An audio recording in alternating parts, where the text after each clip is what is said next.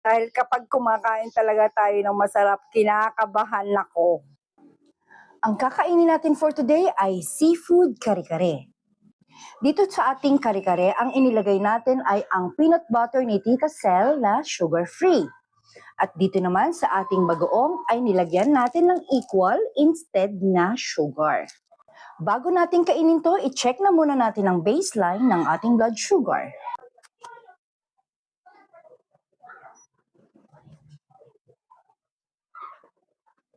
(151 as of 10:41 a.m. Pagkatapos natin kainin ito, babalik tayo after an hour para makita kung ano ang mangyayari sa ating blood sugar.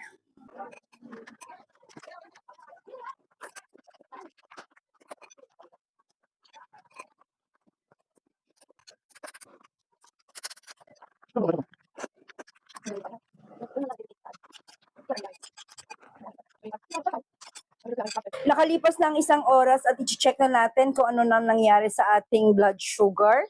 At hindi lang ito ang dala ko, yung pang-testing ng ating blood sugar, pati na rin yung maintenance dahil kapag kumakain talaga tayo ng masarap, kinakabahan ako.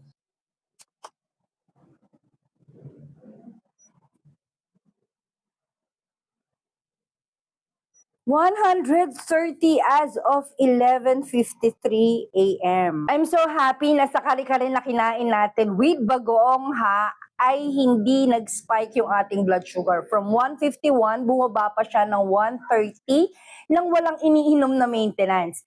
Dahil ito sa peanut butter na ginamit ko from Tita Cel, sugar-free, legit. At yung bagoong natin, ginamitan ko siya ng equal instead na brown sugar. Siyempre kahit na naging maganda ang resulta ng ating blood sugar, hindi natin kakaligtaan na uminom tayo ng maintenance after eating your meal para mapatuloy niya ang pag-stabilize ng ating blood sugar. So, inumin ko na to and then babalik tayo after 2 hours kung ano naman ang magagawa ng binigay sa akin na doktor na maintenance. May 2 hours nang lumipas matapos nating inumin ang ating maintenance. I-check na natin ang stability ng ating blood sugar.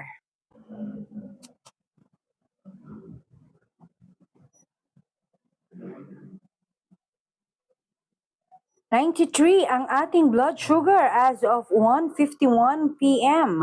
Ganda ang tinakbo ng ating blood sugar sa araw na to, kaya naman lagi nating i-check ang ating mga kinakain sa araw-araw kahit na no rice tayo.